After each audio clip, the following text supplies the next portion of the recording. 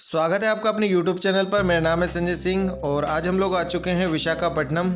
तो अभी मैं विशाखापट्टनम के रेलवे स्टेशन पर हूं और मैं दिल्ली से आया हूं। तो इसे वाइजैक सिटी के नाम से भी जाना जाता है। तो चलिए एक्सप्लोर करते हैं इस खूबसूरत सिटी को। और यहाँ पर मैं दिल्ली से आया हूँ तो मुझे करीबन 34 से 35 घंटे लग चुके हैं यहाँ पर आने में। और मौसम की बात करूँ तो बहुत ही अच्छा यहाँ का मौसम है क्योंकि गर्म है, जबकि भारत के नॉर्थ पार्ट में इस समय बहुत ज़्यादा ठंड हो रही है। और इस लंबी यात्रा को मैंने इस ट्रेन की मदद से पूरा किया था।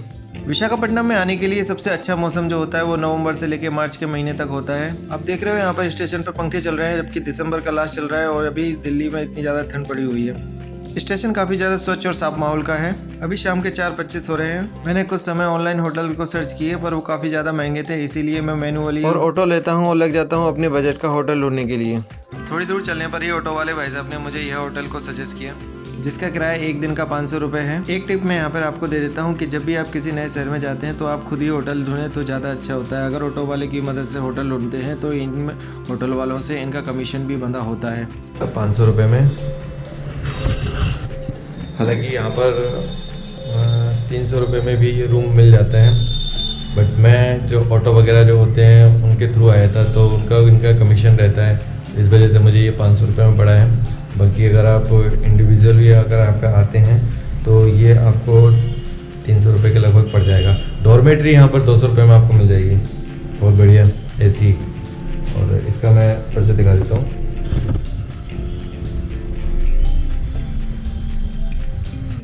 रात भर आराम करने के बाद में जब मैं सुबह उठता हूँ तो बाहर देखता हूँ कि बारिश का माहौल बना हुआ है, पर मैं इसकी परवाह ना करते हुए भी निकल जाता हूँ इस खूबसूरत शहर को निहारने के लिए।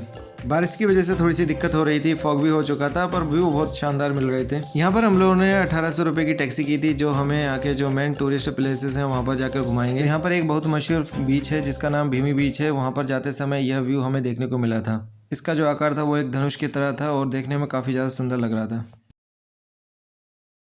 Good morning. तो अभी हम लोग चल रहे हैं भीम बीच और यहाँ का जो व्यू है भाई अल्टीमेट है, गजब का। और मौसम जो ना काफ़ी अच्छा हो गया है। कल तो ह्यूमिडिटी बहुत ज़्यादा थी, उमस बहुत ज़्यादा थी और आज सडनली एकदम चेंज हो गया है। बारिश हो रही है, ठंडा मौसम हो गया है, तो बहुत ही ज़्यादा मज़ा आने वाला है। साथ में मैम है मेरे साथ में। Hello ma'am. Hello. So I am lucky that Sanjay is there with me, and we are going. And our coach captain is Mr. Sai. Say hello, Sai. तो अभी आपको बहुत ही अल्टीमेट व्यू मिलेंगे देखने के लिए, तो साथ में बने रहिए। विशाखापट्टनम रेलवे स्टेशन से भीमी बीच की दूरी करीबन 46 किलोमीटर दूर है। इनके बीच में इस्कॉन टेम्पल, यूनिवर्सिटी और भी कई सारे प्लेसेस मिल जाते हैं देखने के लिए। मेरा मन इस इस्कॉन में रुककर दर्शन करने का था, पर यह हमारे टूर में शामिल नहीं था, इसीलिए मुझे आगे बढ़ना पड़ा। यहाँ पर साहिल भाई ने हमें बताया कि यहाँ पर तिरुपति बालाजी की तर्ज पर छोटा सा मंदिर भी बनाया गया है। तिरुमला तिरुपति टीटीडी वाला इधर नया एक सेम तिरुपति जैसा छोटा जगह में, मतलब बहुत बड़ा है ना, वो छोटा जगह में अभी दिखाएंगे, थोड़ा आगे में है। वो टेम्पल इधर बनाया 1 साल हो गया है। ओपन रिसेंटली तो हुआ, ये 4 महीना कुछ हो रहा था ओपनिंग होके। ये तिरुपति जैसा इधर एक मंदिर बनाया है। विशाखापट्टनम आंध्र प्रदेश में आता है और यहाँ पर काफ़ी कम लोगों को हिंदी आती है, फिर भी शायद अपनी कैपेबिलिटी के अनुसार हमें हिंदी में समझा रहा था। माना जाता है कि समुद्र के रास्ते से आने वाले विदेशियों की यहाँ पर कॉलोनी हुआ करती थी। अब यहाँ पर मछुआरे रहते हैं जिन्होंने अपने गांव बसा रखे हैं और मछली पकड़कर अपना जीवन निर्वाह करते हैं। तो अभी हम आ चुके हैं भीम बीच। सॉरी, मैं करेक्ट कर रहा हूँ अगर मैं गलत हूँ तो। भीमी बीच बोलते हैं शायद, हाँ भीमी बीच। और कुछ ऐसा व्यू है यहाँ पे। बुद्धिस्ट की जो प्रतिमा है वो भी है, वो अभी मैं दिखाऊंगा। यहाँ पर समुद्र की लहरों का बहुत ही सुंदर व्यू था और मुझे देखने को मिली यह जलपरी, जिससे थोड़ी बहुत गपशप कर इस खूबसूरत बीच की सुंदरता को अपने मन में संजो रहा था। हर एक दृश्य को अपनी आंखों में कैद करना चाह रहा था। तभी मुझे यहाँ पर देखी बुद्धिस्ट की प्रतिमा, जहाँ पर बुद्ध जी अपने अनुयायियों को शिक्षा दे रहे थे। तो इनको प्रणाम किया और अपनी यादों को संजोने के लिए यहाँ पर थोड़े से मैंने फोटोज वगैरह भी लिए। करीबन 1 से 1.5 घंटे यहाँ पर बिताने के बाद में थोड़ा सा हल्का नाश्ता किया और हम निकल दिए एक नई जगह को एक्सप्लोर करने के लिए। ये खूबसूरत नारियल के पेड़ मुझे पुरानी फिल्मों की यादें दिला रहे थे। तो अभी हम लोग भीमी बीच से होके आ रहे हैं। बहुत अच्छा मौसम था, पानी बहुत साफ था। मैंने और भी जगह के बीच का पानी देखा है, वहाँ का थोड़ा सा गंदा होता है, पर यहाँ का एकदम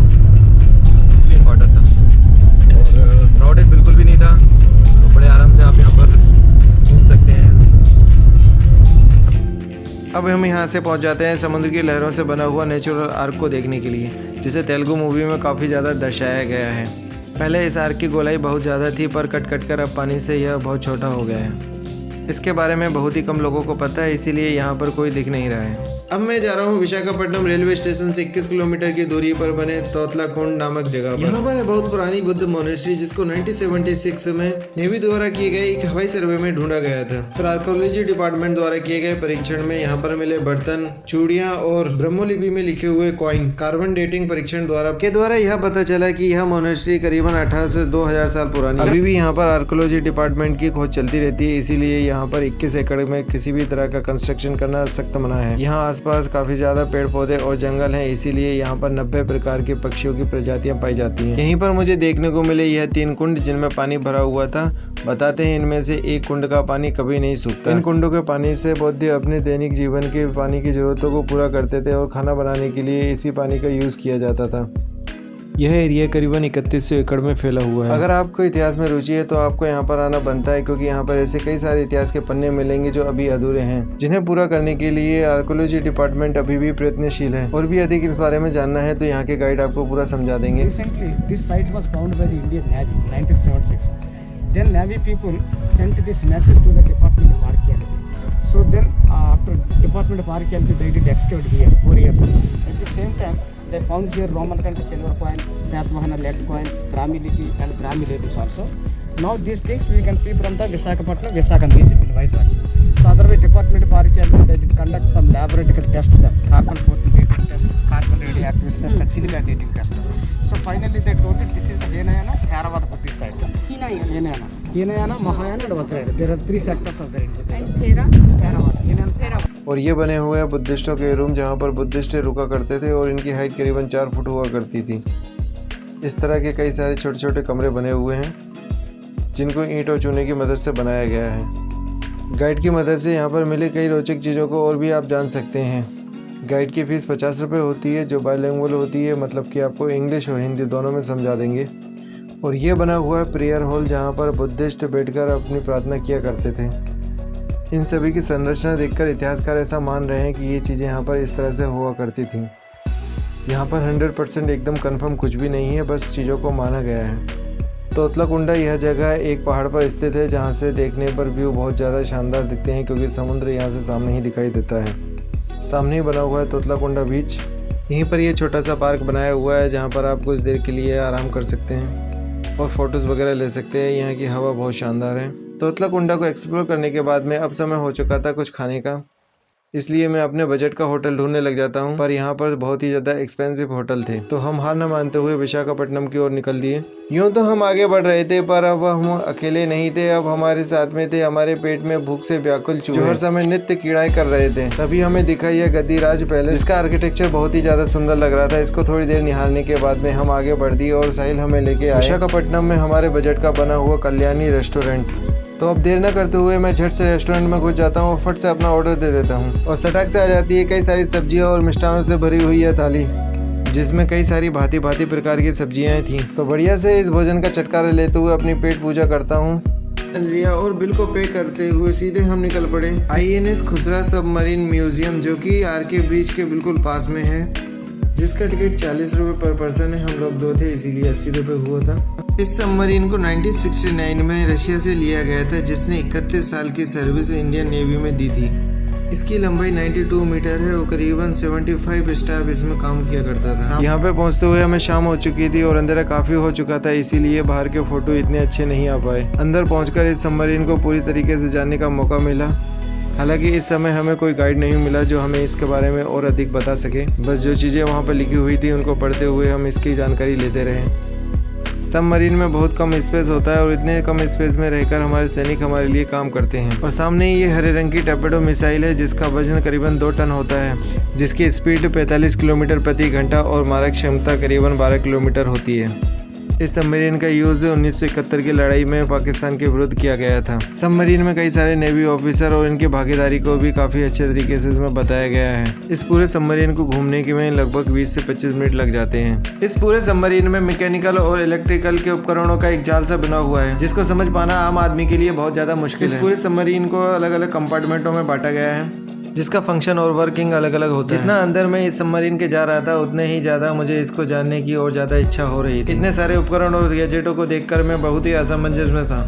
सबमरीन म्यूजियम को देखने के बाद में अब बारी थी सामने ही बने हुए TU-142 एयरक्राफ्ट म्यूजियम को देखने की, जो कि मात्र 100 मीटर की दूरी पे था। इसीलिए देर न करते हुए मैं दौड़ लगाकर पहुंच गया। 7:30 हो चुके थे और 8:30 पर म्यूजियम बंद हो जाता है, इसीलिए मैं तुरंत से झट से टिकट लेता हूँ जो कि 70 रुपये का था और फट से मैं पहुँच जाता हूँ म्यूजियम को देखने के लिए। अंधेरा बहुत हो चुका था, इसीलिए फोटो लेने में बहुत ज़्यादा दिक्कत हो रही थी। सबसे पहले मुझे यह देखने को मिलता है एग्जीबिशन। आगे चलने पर मुझे दिखाई यह ब्लैक बॉक्स, जिसको न्यूज़ में काफ़ी ज़्यादा मैंने सुना है पर देखने को आज मिला। और यह TU-142 एयरक्राफ्ट का इंजन है, देखने में बहुत ज़्यादा भारी भरकम था। एग्जीबिशन को देखने के बाद में अब मैं आ गया था एयरक्राफ्ट को अंदर से देखने के लिए। यह एयरक्राफ्ट दुनिया का सबसे भारी, तेज और सबसे ऊंचाई पर उड़ने वाला एयरक्राफ्ट है, जिसने 3 दशकों तक भारतीय नौसेना को 30,000 घंटे की दुर्घटना मुक्त सेवा दी। इस एयरक्राफ्ट को रशिया से लिया गया था, जिसने सोवियत संघ की लड़ाई में सफलतापूर्वक भाग लिया था। और अगर आपको एयरक्राफ्ट और साइंस में ज़्यादा रुचि है तो यहाँ पर आना आपका बनता है। एयरक्राफ्ट म्यूजियम, सबमरीन म्यूजियम और रामकृष्ण, जिसे RK बीच के नाम से भी जाना जाता है, यह सब बिल्कुल पास ही पास में है। तो जब भी आप विशाखापट्टनम आते हैं तो विशाखापट्टनम रेलवे स्टेशन से मात्र ये 5 से 6 किलोमीटर की दूरी पर है, तो यहाँ पर ज़रूर आइए। इस म्यूजियम को देखने के बाद में मैं अपने रूम पर चला जाता हूँ और अगले दिन मैं निकलूँगा अराकू वैली के लिए। तो आज मैंने एक दिन में विशाखापट्टनम के काफ़ी सारे प्लेसेस को कवर कर लिया है। और आप लोगों से निवेदन है, अगर वीडियो अच्छा लगा है तो प्लीज़ चैनल को सब्सक्राइब और वीडियो को लाइक जरूर कीजिए। Thank you so much for watching. मिलते हैं अब नेक्स्ट वीडियो में।